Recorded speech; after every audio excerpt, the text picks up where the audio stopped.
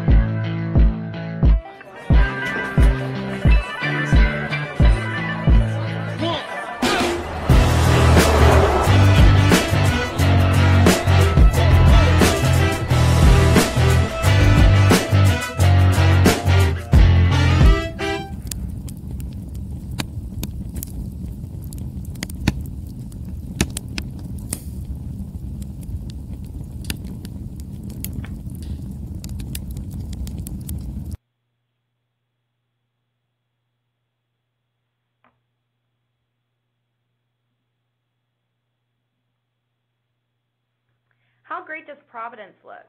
Thank you again, Providence Warwick. Before I introduce Lisa, you'll notice a map on your screen about the upcoming events for 2019. If you have any questions, please contact my coworker, Kristen Francis, Senior Director of Sales at kfrancis@connectmeetings.com. Now, without further ado, it's my pleasure to introduce today's speaker, Lisa Sommer Devlin. Good afternoon or good morning, everybody. Thanks for joining us today. Welcome to our webinar on common contract mistakes. For those of you who aren't familiar with me or my background, I'm an attorney that represents hotels exclusively regarding convention and group-related contract matters, and I've spoken at a number of Connect events over the years. So today what we're going to do is several things. First, whether you're a newbie or a veteran in the event industry, everybody makes mistakes from time to time. And what my focus is going to be is on mistakes that I see over and over that lead to legal disputes, things that should be easy to avoid, but people continue to do them and cause problems for themselves. So everybody's going to be able to learn something from this. After we review those common misconceptions and mistakes, then we're going to have time for questions at the end. And as Betty Ann said, you can submit your questions throughout the presentation via the chat box. I'm going to be focusing on my slides and presenting to you guys, and so we're going to wait until the end for me to address those questions, but go ahead and put them in during the course of the event if you'd like to, and then we'll get to as many as we can once we get done with the presentation. It's also important for me to give you a little legal disclaimer. While I am a lawyer, of course, I'm not providing legal advice to anybody today. I'm just giving you general educational information. Even in response to your specific questions, it's general information. Every situation is very fact-specific, and there's no way I can give you legal advice in this kind of context. I can just give you general ideas and interpretation. So with that background, let's jump in. What's the number one mistake that veterans and newbies and everybody does all the time, and that is having handwritten changes on a signed contract. I see that more and more, and day in and day out. You just can't imagine how often I see it, and it's always a bad idea. It's a bad idea for a number of reasons. Oftentimes, the handwritten changes are illegible. Usually they're incomplete because if you're writing something between the lines or in the margins, it's difficult to get everything that you need in there. It's often impossible to tell whether or not the other party signed or countersigned that. Sometimes you'll see a scribble that looks like initials, but you can't tell who it is. And the fact of the matter is there's really no excuse for having any handwritten changes in a contract. You know, we're at the end of 2018. There's always time to retype a contract and send a clean contract back for signature, even if you're rushing up to December 31st. I always say that I can tell how close to December 31st a contract was signed without looking at the date on it simply by the number of handwritten changes. And that's just not a good idea. You shouldn't have markouts. You shouldn't have things in the margins or anything like that. You should always retype it. And let me give you an example of how important these kinds of things can be. I once had a situation where it was a standard hotel type contract. It had a cancellation clause in it that said that the customer would owe a percentage of revenue if the event were canceled. The customer put in a little arrow next to the word revenue and wrote above it net. And the contract was signed, the parties went on, eventually the contract was canceled. The question then became, what does net revenue mean? Now, to me, net revenue means your room rate less commission. The customer claimed that net revenue meant the revenue less expenses. In other words, they thought it was a profit term. Well, that was about a $50,000 difference in the interpretation of what the parties felt was owed. Now, the parties ended up settling the dispute, as often happens, but that's the kind of thing that can happen when you do these handwritten changes. Instead of doing that, when the customer wrote in net revenue, the party on the other side should have said, well, what do you mean by net revenue? We need to define what that is, and we'll talk more about that later. We need to define what that is, and I'll retype it and send it to you. And then we would have said that dispute. Another thing I see in these handwritten changes is that one side or the other will only send their contract in a PDF format to the other side. And that's just not fair, and it's not reasonable contracting. You guys should be exchanging your contracts in Word format so that you can do track changes, so that you can compare documents, so that you can see what really is being negotiated and agreed upon. When you're sending back and forth PDFs, that's going to lead to these handwritten changes, and that's going to lead to problems. So don't do that.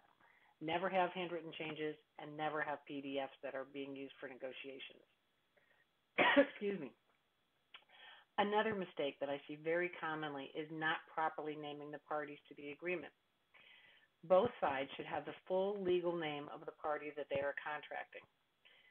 So you also want to sync up the terms. In other words, throughout the contract, the parties should be named the same thing throughout. So if you're going to say hotel, then call it hotel. Don't call it venue in one place and hotel in another place. If you're going to call it group, that's fine. Call it group. Don't call it group in one place and customer in another place, because then that creates problems. Again, same thing about agreement or contract. Pick a term and be consistent throughout the contract. You don't have to use names, but you need to use consistent terms. And make sure that you have the correct full legal name of the party. Who is that party? The party that you want to have named in the contract is the party that you would want to sue in the event that there's a breach.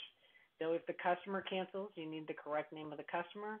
Or if the hotel doesn't abide by the terms of the contract and the group wants to sue the hotel, you don't want just a name like, Marriott Long Beach or Hilton Anaheim or whatever it might be, because that's really just a doing business as name.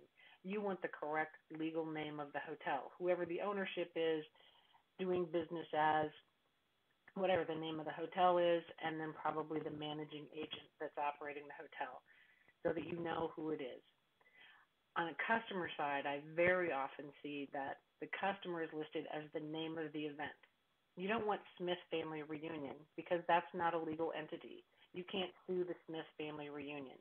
You can't sue Tom and Mary's wedding, because that's not a legal entity. So you need to have the correct name of the legal entity that is holding the event in your contract. You also need to figure out who is responsible. When you have a third-party planner involved in the planning and negotiation of the contract, is that the party that's going to be responsible for making payment, or is it the ultimate customer that's going to be responsible? If it's the customer that's going to be responsible, then you want them to be signing on the contract, or else you have the third-party planner signing as agent for that customer. There's never any reason that anybody should be offended if you are asked to provide a letter of authority on either side. So the planner can say to the low-level salesperson, I need to know that you're authorized to sign this contract, or the hotel salesperson can say to the customer, I need a letter from the customer indicating that this third-party planner has the authority to sign this contract. The only reason that could ever be an issue for anybody is if they don't really have that authority. So make sure that you know who's going to be responsible, who it is you're going to expect to write a check if something goes wrong, and make sure you have that party properly named in the contract and properly signing the contract. Moving on, another problem that you see very regularly is using undefined terms. Whenever you sign any kind of contract, whether it's a hotel contract or anything else, always assume that the contract is going to have to be ruled upon and interpreted by a person with zero knowledge of your industry. So if a dispute arises, you're going to have to go in front of a judge or an arbitrator or maybe even a jury, depending on the terms of your contract, and those people don't know anything about what you do or how you do it. You're going to have to write your contract in a way so that those people will understand what your intention was and what was supposed to be done under that contract. Never think when you have a contract term, oh, well, we discussed this, they know what I mean when you talk about meeting space or when you talk about obligations that you're going to have. Because remember, chances are very good that between the time you sign your contract and the time the contract is actually performed, one party or the other is going to change. Somebody, the meeting planner will change, or the hotel salesperson will change, or something else. And so they're not going to be there. And if it's not written in the contract, it's not enforceable. So you need to make sure that you get everything written down and everything defined. Don't use abbreviations like $100 plus plus. Excuse me, I'm going to take a sip here. Most people in the meeting industry knows that $100 plus plus would mean plus service charge and gratuity. But many times it's supposed to be plus service charge, plus gratuity, plus taxes. So why are there only two pluses there? And the point is, if you have a dispute, the judge isn't going to know what plus plus means because it's not defined. I had a case many years ago where a vineyard had a wine tasting at a hotel and brought in cases and cases of wine, and the hotel charged a corkage fee per bottle, and they put $10 plus plus. When a dispute arose over what was owed for that event, the customer said, well, I don't know what plus plus means. We just agreed to pay $8. And the judge ruled, you know what, plus plus is not defined, and so you don't get that money. So it's very important that you define all your terms, whichever side you're on, because if you don't, it could be interpreted against you. So make sure you do that. Look at each term. As I mentioned earlier, net rate. Whenever you put something in, ask if it's clear what that means to a third party. And if it's not, you should define it, saying net rate, which for the purposes of this contract means, and put in that definition so that it's 100% clear, so that nobody can come back later and say, what does that mean? Another problem that I regularly see in contracting is using an addendum to negotiate. Attaching an addendum is not negotiating. The truth is, it's just lazy contracting. Don't assume that if you have a hotel contract and your customer addendum and you stick them together and have both of them signed, that the addendum is going to control, because that's not always true. Even if the addendum has language in it that expressly says that it will control over the terms of the contract, it's not always clear whether there is a conflict or whether terms can be read together.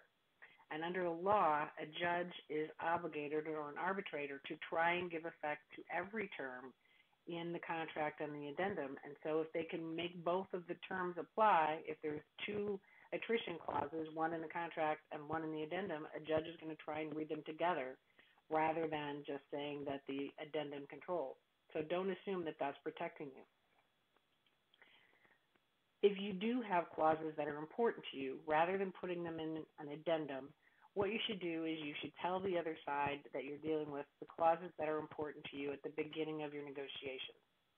I sometimes hear meeting planners say, oh, I send out my RFP and I get the proposals back from the hotel and I negotiate the contracts, and once I get everything all done, then I send them my addendum with my required clauses. That's not really a good way to negotiate.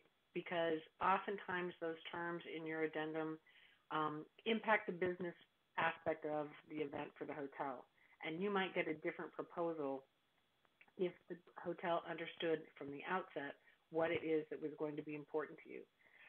And there's a number of types of clauses that might be very important to you that may impact the hotel's interest in your business. And so you should get that on the table and get that out there and then negotiate one complete contract rather than a contract and an addendum. It's much better to have one complete agreement to avoid those conflicts. So what I tell my hotel clients is if your customer has an addendum, take the clause. If they've got a cancellation clause that they love, take the cancellation clause out of the customer's addendum because you're exchanging these documents in a Word format. Take that cancellation clause out, put it in the hotel contract, and remove the hotel cancellation clause. That's how you negotiate a good contract rather than just trying to stick two complete documents together and hope that it works out. And see, I'm getting ahead of myself. So negotiate one complete integrated contract rather than a contract and an addendum.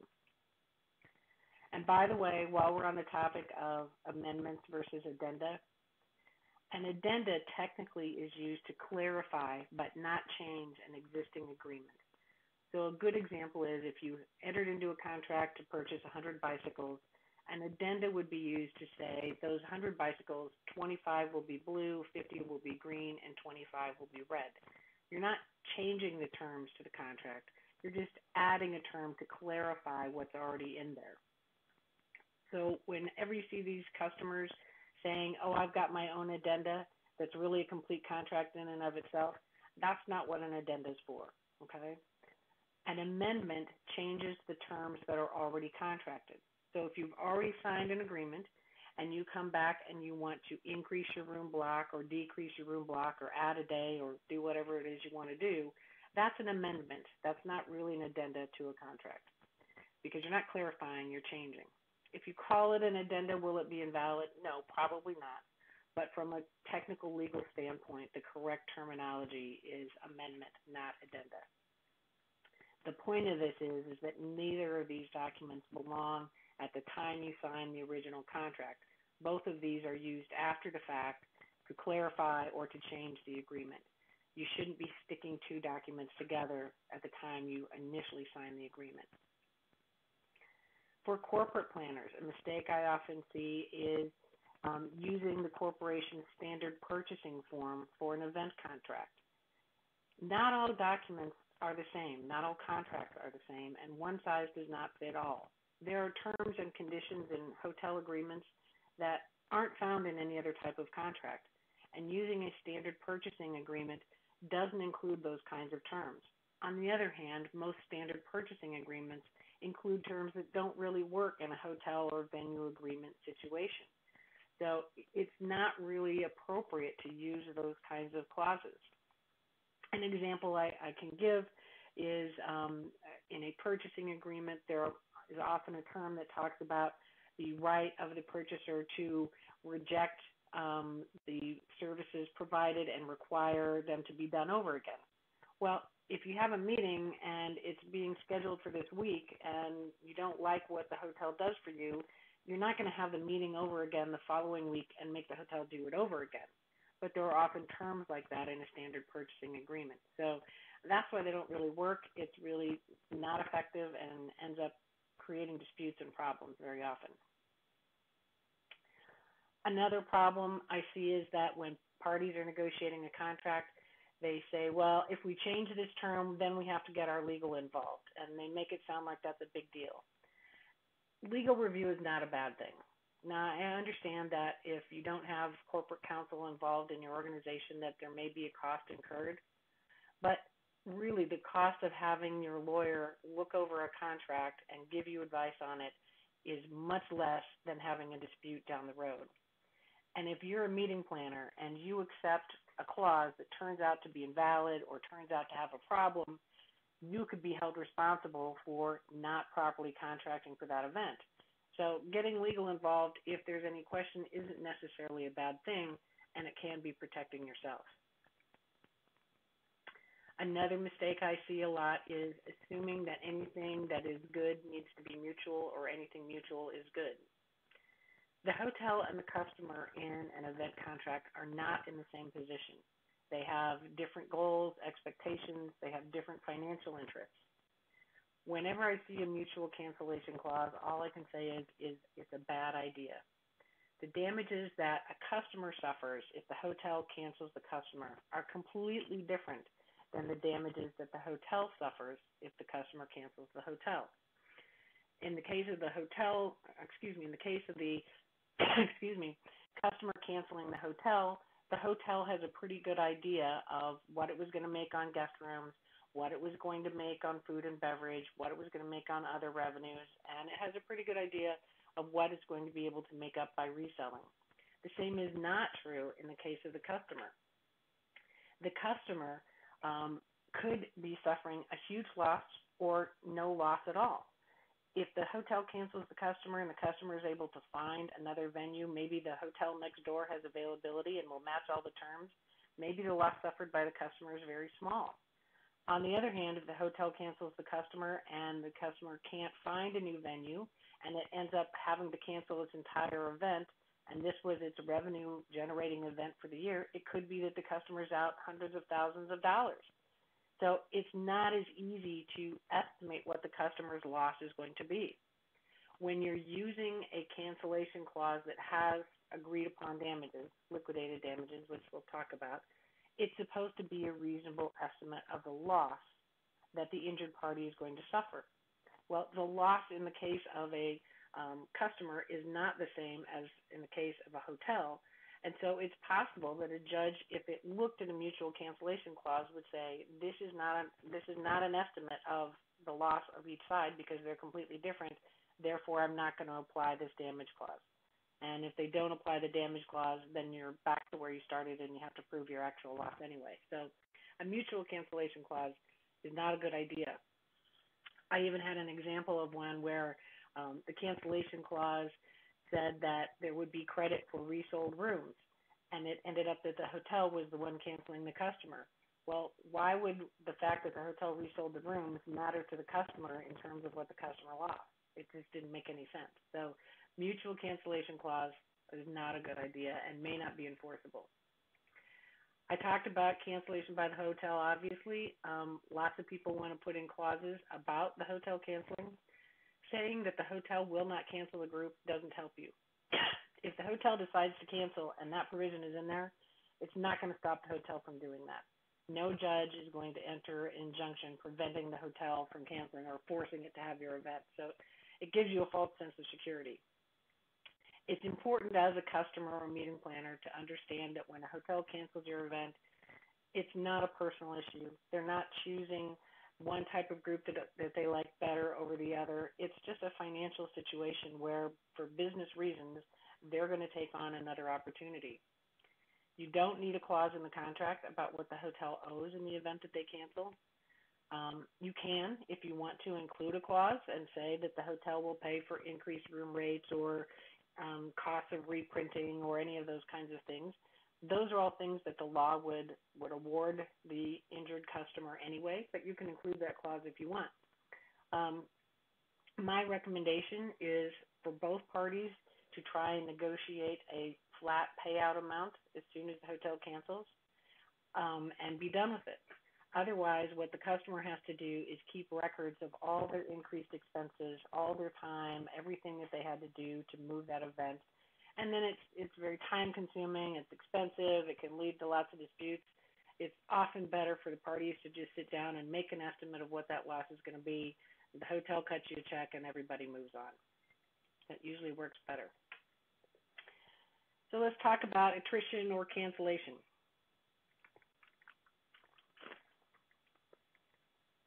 As I already mentioned, in order to be enforceable, a cancellation or attrition clause setting a formula has to be a reasonable estimate of the loss. But it does not have to say or be based on profit. It can be based on revenue so long as it is a reasonable amount. When you're dealing with attrition clauses, you need to be very aware of whether or not the attrition clause is based on so many rooms occupied per night, or whether it's based on cumulative total revenue or total number of rooms occupied over the course of the event.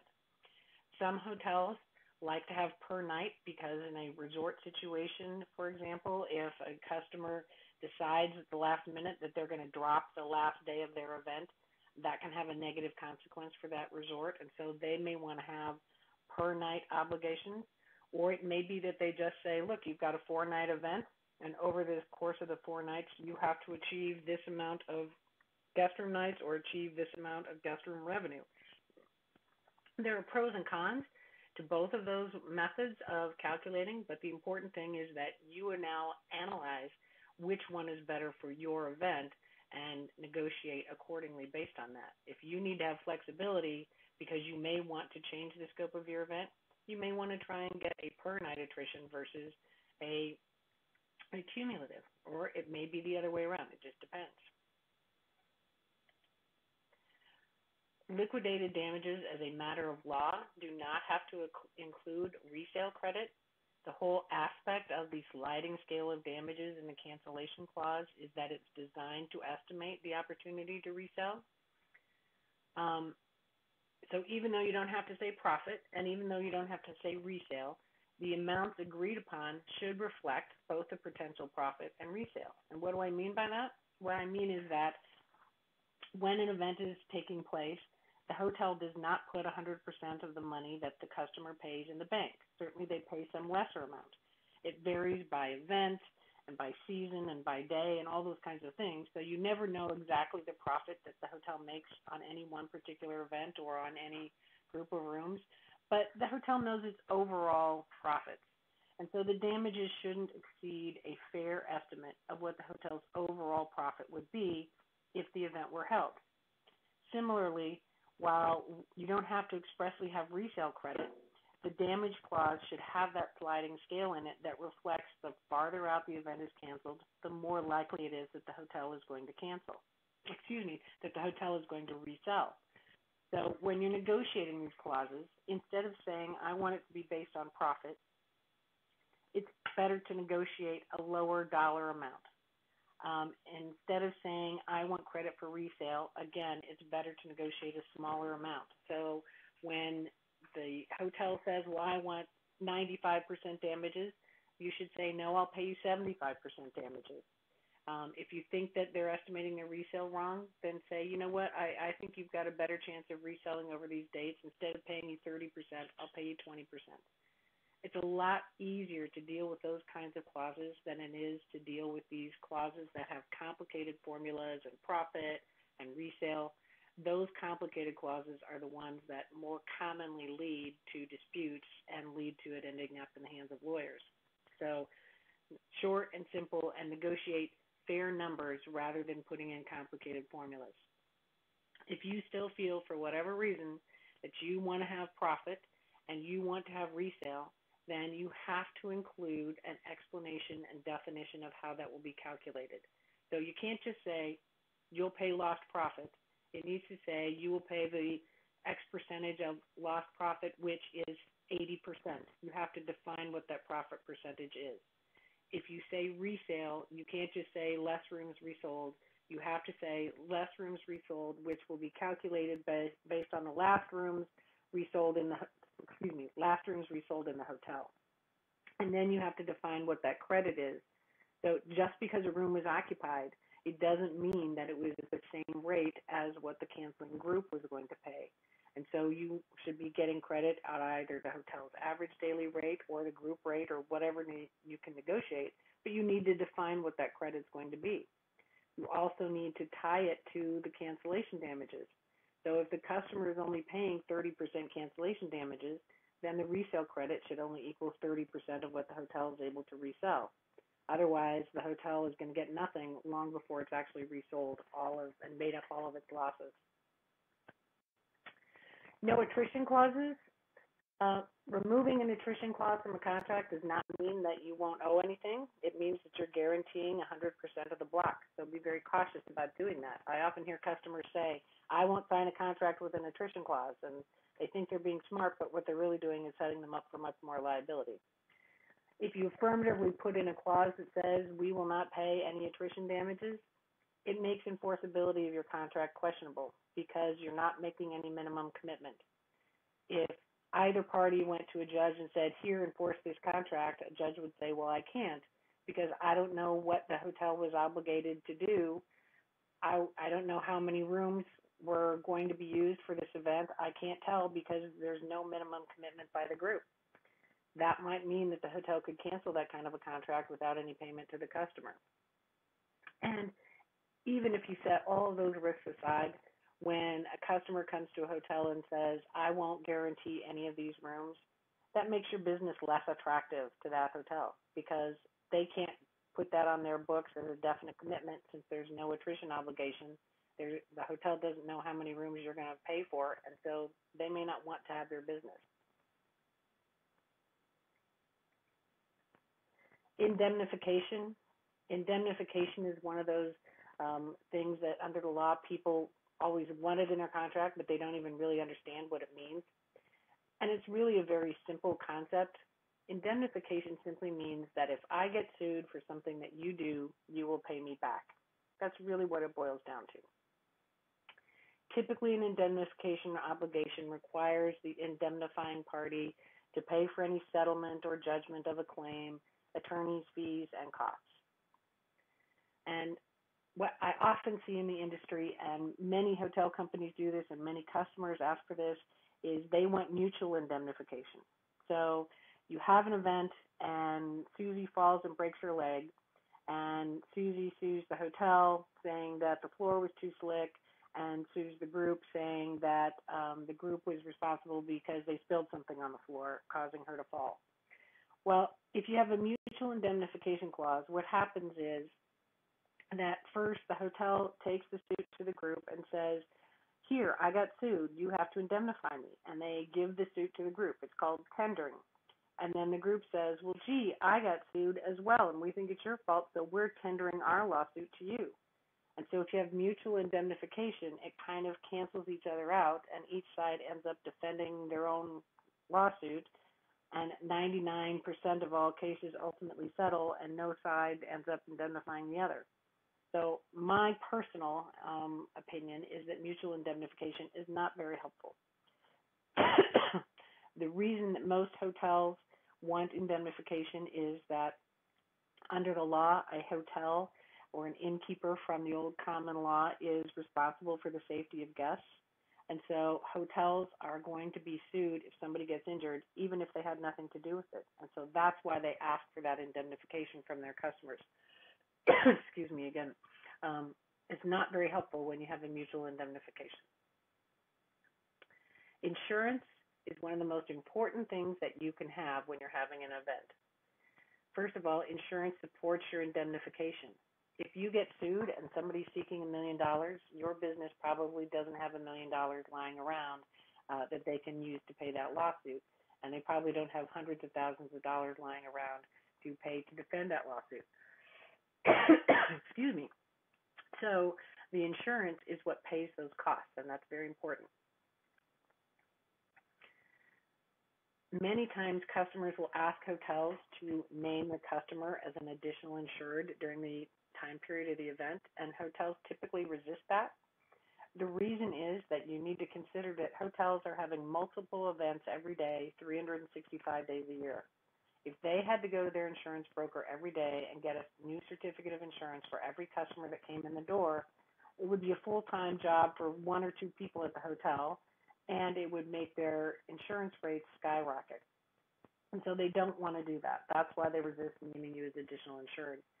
And you probably shouldn't be too concerned as a meeting planner about that because, A, hotels already have plenty of insurance that will cover claims, whether or not you're named as an additional insured. And most major hotel companies have plenty of assets that they can write that $1 million check if there is a lawsuit, even if they don't have insurance coverage.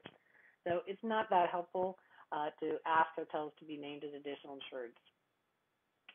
On the flip side, for the customer, if your event is a revenue-generating event, if this is the event you have each year that you make your money off of, it's really important to consider getting meeting cancellation insurance. There are lots of providers out there, and you can just Google meeting cancellation insurance and find all kinds of options. And they provide pretty good coverage. So if your event is canceled because of a snowstorm or fire or flood or whatever it might be, and you are going to make money on that, that insurance could fill in for that loss. So it can be very important to consider that when you're planning your events. So let's move on to force majeure and impossibility, another area that's really confusing to a lot of people. Under the law, force majeure or impossibility is a very limited legal doctrine. It really strictly means that unanticipated circumstances happened after the contract was signed, and it makes it impossible to have the event. So it's really a very narrow kinds of thing. No clause is needed in your contract. If a true force majeure happens, all bets are off and the contracts no longer apply and you don't have to do anything. But if you want to put a clause in your contract that defines or expands force majeure, you can do that, but you need to do it in a way that isn't going to lead to disputes. I see 2-page long force majeure clauses all the time that are putting in things that aren't even close to what is a force majeure under the law. Now, if you can get the other side to agree to it, that's great. If you get them to agree that if it's raining, you can cancel the meeting and it rains, then good for you. But what I often see is that the terms are vague or ambiguous, and rather than the other side agreeing, yes, you have a right to walk away, they say, no, this clause doesn't really apply. And there's really a 2-step analysis to that. There's the first, which is kind of the grocery list of the things, fire, flood, whatever it might be, and then there's the level of impact. What if that fire occurs, what does it have to do before the meeting can be canceled without liability? The standard under the law is typically illegal or impossible. I see customers asking for inadvisable, impracticable, or impractical. Under the law, inadvisable is not a force majeure. Impractical is not a force majeure. Those are usually business considerations, meaning that the customer doesn't want to have the event because they're looking at lots of attrition, or they don't want to have the event because their attendees don't like the agenda, or whatever it might be. That isn't typically a force majeure under the law. Commercially impracticable, as I've underlined it here, is a legal standard. It means not strictly impossible, but the whole purpose of the meeting has been frustrated due to some unanticipated circumstance. The best example of that would be the entire event was contracted in order to have a particular speaker present to the attendees, and the particular speaker is ill and can't be there. So you could still technically have the event, but there's no purpose in doing it. You can call that commercial impracticability. I really recommend that if you're having an event for a particular purpose like that, that you put that in a separate clause and very expressly say, we are having this event to have John Doe be our speaker, and if John Doe can't be there, then we can cancel without liability. But you need to agree on those standards of impact. So the point is that I see commonly used clauses that have a lot of vague and ambiguous terms that I really think it's important that you narrow them down and define them so that everybody really knows when they are applying or not applying. So I commonly see people saying, it's a force majeure if there's war. Well, we've been at war since 2001 in the United States. So at what point does war become a basis for avoiding a contract? I like to use declared war in the U.S. Another one I see every day is threat of terrorism. And sadly, there's been a daily threat of terrorism since long before 9/11. We had terrorist attacks starting back in the 90s. I usually define that as terrorist act in the city where the event's going to happen, or within a certain radius of the hotel, or something like that. Strikes. Strikes are, came out the wrong way. Strikes are not a force majeure. If your event is, and your attendees are sensitive to labor issues, that's better off in a separate clause where you deal with the impact of a strike or labor problems of one kind or another. I have literally seen zombie apocalypse in a force majeure clause, and while I thought it was very cute, I'm not sure at what point there's really a zombie apocalypse. I think that that's not necessarily an appropriate clause.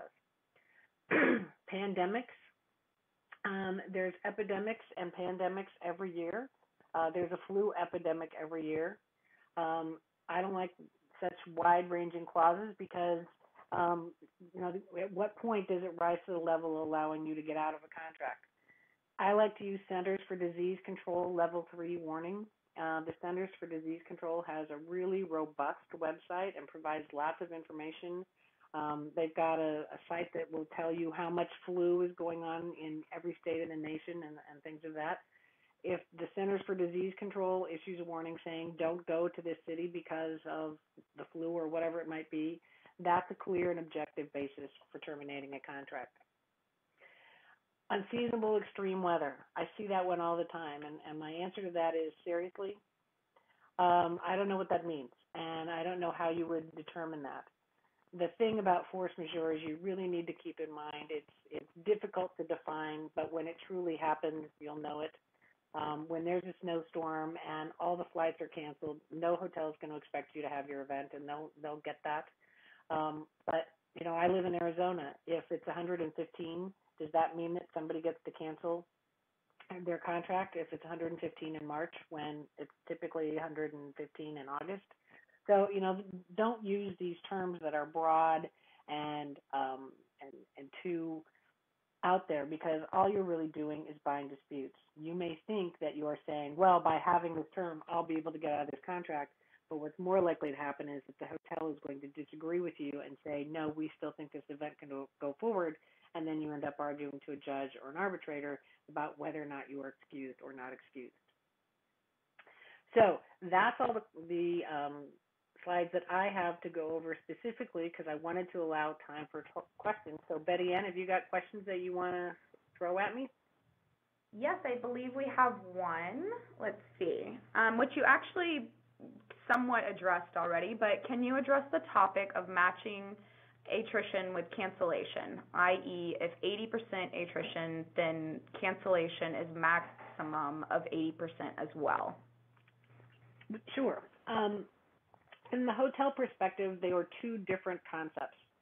The reason that the attrition allowance, what people typically call it, usually the contract says your room block is this, and you won't owe damages if you fill at least 80% or 90% or whatever it is. So that little window they give you is typically called the attrition allowance.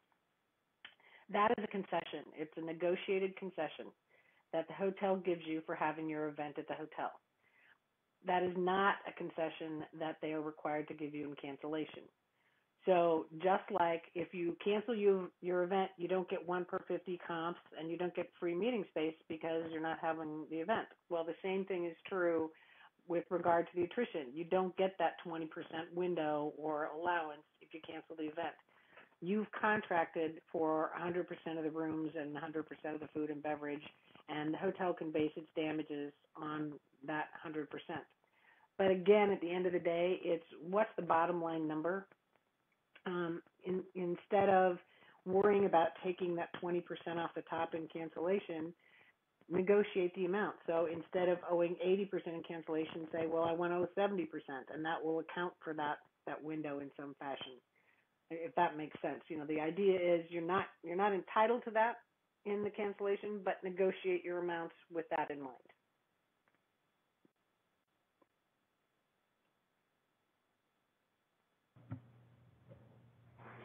We got another one, Betty Ann, you want to use? Yes, we have one more, two more, three more. Okay. Sorry, kind of all popping in. Here we go. What is fair when thinking about change of brand, management, ownership, and especially renovation at a venue? Well, in change of brand, if the hotel changes brand and changes level of service, I think that it's appropriate to include a clause that says if the brand changes and it results in a level of service change, that you should be able to get out of the contract. I don't like to have change in ownership because as long as the brand is still the same, who owns the hotel shouldn't matter to you. If it's one investment trust versus another, that's probably not the issue. It's whether the brand standards for the brand that you booked are still being achieved. So I don't like to include ownership. In terms of renovation, what I like to see in renovation is not an automatic right to cancel. I like to see that if renovation is going to happen, that first of all, you get notified. And sometimes hotels are a little too optimistic and they don't want to make you nervous, and so they don't want to tell you that they're going to be renovating, and that's not fair. They should be telling you that renovation is happening. They should be telling you what it is, and then there should be a conversation. I mean, obviously, if the hotel's completely closing down for the renovation, then the contract has to terminate. But not all renovations are the same. It shouldn't say if there's any renovation going on that you can cancel, because what if the renovation is one guest room floor, 4 floors away from where your people are housed, and they'll never even know it's happening? That's not a basis to cancel. So I like to say that there's notification, and then the parties will sit down and discuss the scope of the renovation, how it will impact the event, and try to reach agreement on what the hotel will do or not do as a result of that, and then go forward from there. And then if after all that discussion they still can't reach agreement, then they can either submit it to dispute resolution, or there might be an agreement that if they can't reach agreement, then the group can cancel. Because in my experience, hotels that are undergoing renovations will really go all out to try and make their customers happy. They'll set up tents, or they'll do decor, or they'll do all kinds of things to minimize the impact of the renovation. A good example, I have a colleague and friend whose daughter was having her bat mitzvah, and they found out a couple weeks before the event that the entire front entrance of the hotel was going to be under major renovation. Instead of canceling the event, the hotel set up a whole red carpet arrival at the side entrance with searchlights and fake paparazzi and all kinds of stuff that made it look like a Hollywood premiere. And all these kids arrived for the bat mitzvah and just had a great time. So that's a good example of how you can work together when there's a renovation to make the meeting work rather than canceling. Because from the customer standpoint, if you're finding out 2 or 3 or 6 months in advance that there's going to be a major renovation and you're trying to relocate your event, that's not really going to help you either. So trying to come together under a renovation clause is my best recommendation. Betty Ann? Okay, and then following up on that, can a hotel hold a deposit if they cancel on a group, and can you utilize a clause to avoid it? If you paid a deposit and the hotel cancels you, they owe you that money back. Sometimes hotels will say that deposits are non-refundable, but that really is applying in a cancellation situation, because if that's applying in a cancellation by the group situation.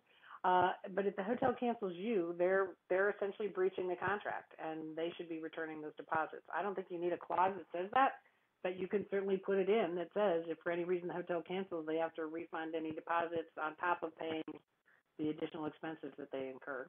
So you can do that, but that's just a matter of law. Do we have time for a couple more? Yep. Next question. This is from Richard Kenny. Knowing you cannot provide legal advice, what is the most common attrition percentage you say? Oh boy, that's a really tough one, because it varies so much based on, hotel and demand and, time of year and so many things. Some hotels will say you've got to fill 95% of your block. Some will say, 60 or 70. It just depends on when the event is and what your negotiation power is. So, if you're really worried about attrition, maybe it's wiser to book a smaller block. It's better to overperform than underperform, but you certainly can negotiate that amount. I can't give you any rule of thumb, because it really is very, very dependent on too many circumstances. Okay, next question. Is it legal for the hotel to make more off of a cancellation than if the meeting had happened? Yes and no. And the reason that I say that is if you have a negotiated liquidated damage provision that was an attempt to estimate what the hotel's losses, and say the liquidated damage provision says you're going to pay 50% of anticipated revenue, and and that was based on the hotel estimating that it would be able to resell half of the canceled rooms. And you pay that, and it turns out the hotel resells more than half of canceled rooms. The hotel is still entitled to that. You've negotiated, you pre-agreed, that is what it is. The hotel gets that amount, and if it turns out it resells none of it, it can't get more from you, and if it turns out it resells more of it, you don't get any back. So under a properly negotiated liquidated damage clause, yes, it may turn out that the hotel makes more.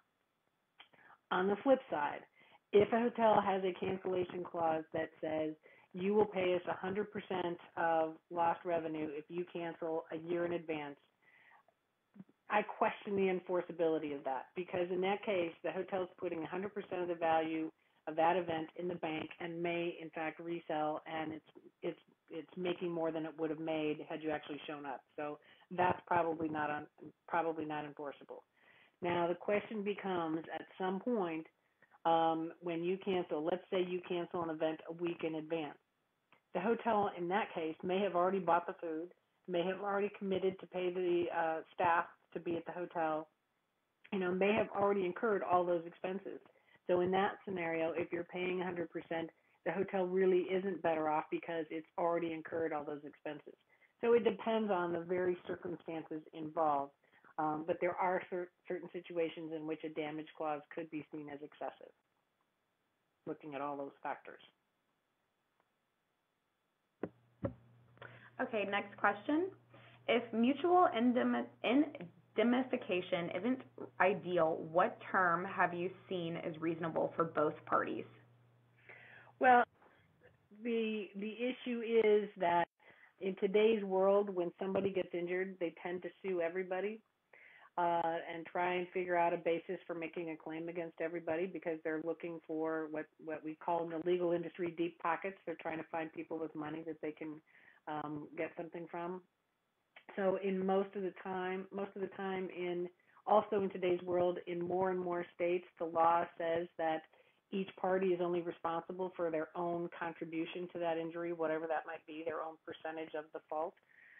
So I'm not sure that adding indemnification clauses necessarily helps in today's world.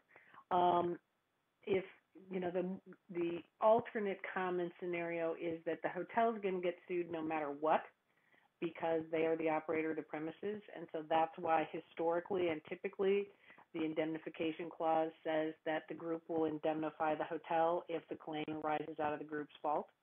And so that's what's commonly done. So there's no good answer to that. There are some hotel companies that don't have indemnification clauses at all, and they just let the law decide who's responsible and who owes for what.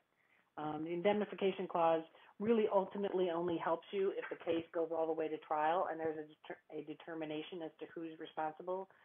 Otherwise, if the case settles, each side usually ends up paying their own share, and there's no indemnification involved. So I know you want a perfect answer, but there isn't one. It's just one of those clauses that has a lot of permutations that can happen depending on the circumstances.